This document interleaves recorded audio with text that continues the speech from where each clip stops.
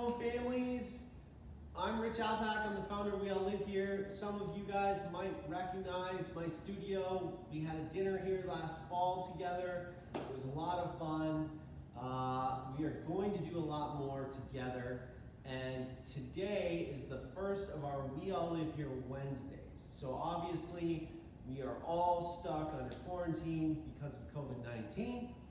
I am very fortunate that I've been able to be quarantined at home and here at the studio. The entire building is shut, and I'm the only person who comes here, and because I can walk here, I'm the one who kind of makes sure that the mail gets delivered and packages are here, etc., etc. But I'm safe, I'm sound, and I'm very fortunate because I get to still create and use the space. So, today, we're going to talk about something that We All Live Here did as a response to this pandemic. We normally create public art with schools, parks, libraries, etc. Schools are closed, and people aren't allowed to gather in the way that we would need them to gather in order to create some public art. So really quickly, in order to kind of still bring people together and create, we decided to create a Chicago artist coloring book. So I reached out to a bunch of artist friends and asked them if they would send me illustrations that we could use in a coloring book. And luckily, they did. If you want to get the coloring book yourself, you can just hold your phone up and scan that like you're taking a photo, and that QR code will take you right to the page.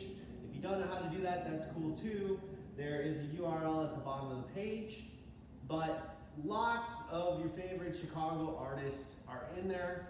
Nate Otto, Lauren Asta, Sean Moles, and basically, as we go through these We All Live Here Wednesdays, we're going to have conversations with some of these artists. And how fun is that to actually be able to color art and hear about what the artist was drawing.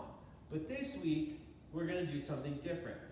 So the last page of the coloring book, I tried to inspire a call to action, a way to kind of allow families, people like you, other kids to be able to share messages of thanks for essential workers, healthcare workers, frontline workers, the people that are out there making life possible during this quarantine. So I did my own thank you to them on the outside of the studio building. And you can see that, it says thank you to essential workers, and lots of people are taking pictures with that mural. And hopefully they are sending them to people that they want to thank in their world. Now, this kind of mural takes a lot of work, a lot of planning, a lot of math, a lot of time, and you guys might not be able to do something like that without all the necessary tools that I have at my disposal here at the studio.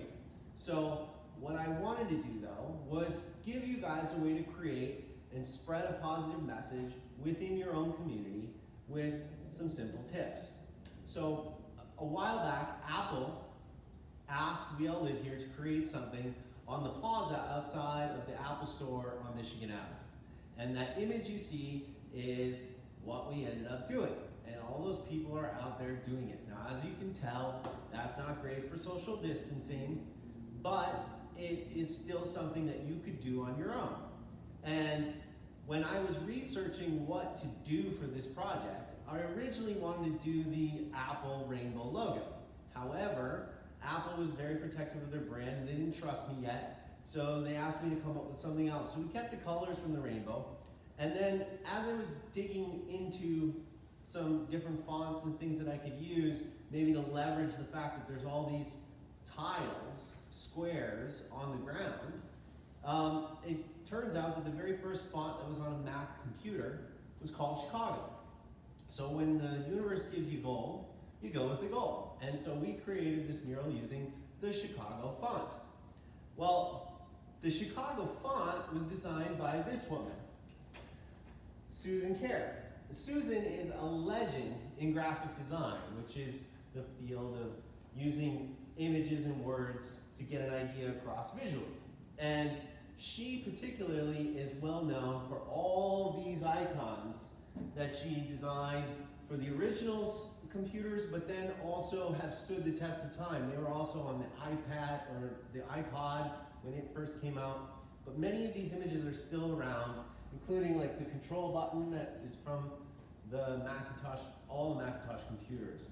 But Susan is also known as the woman who made Apple smile. And it's not just because she's cool and laid back in this photo, but it's because she did this icon. And this is obviously a smiling computer. And that's the way the original Macintosh computer looked. And I thought that I would point out that every single part of this icon is made up of little squares. And those little squares are called pixels. So, the reason I'm bringing this up is because all of these icons that Susan designed and this font, which is the Chicago font, are all based off of the pixel.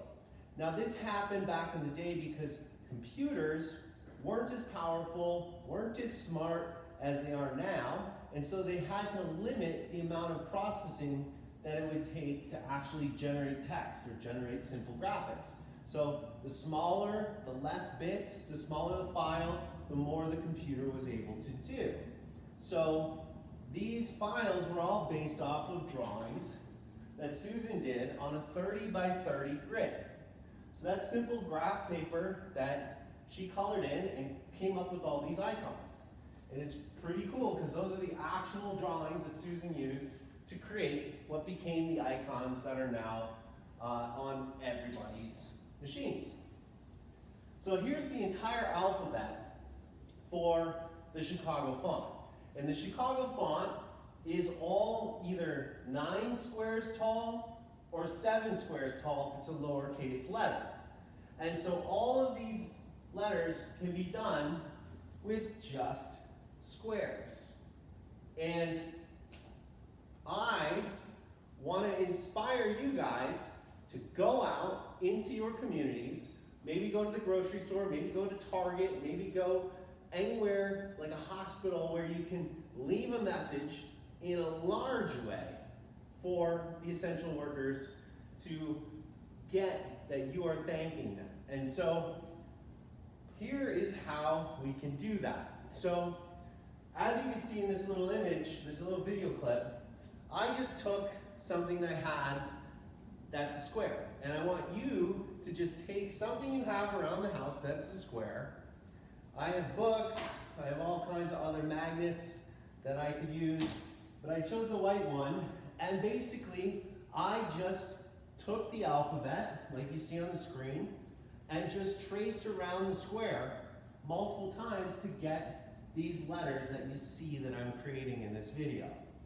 Now, it would probably be not as effective if you just left it as an outline like this, but you can make it really colorful if you color in each of the squares after you draw them.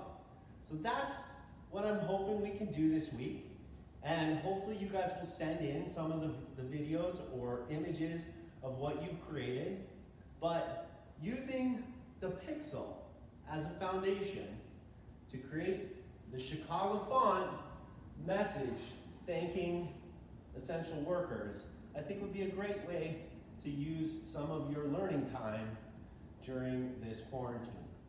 I will also include a link if anybody wants to learn more about Susan Kerr. She's a pretty amazing woman, and I think it would be a lot of fun for you guys to check out some more information about her too.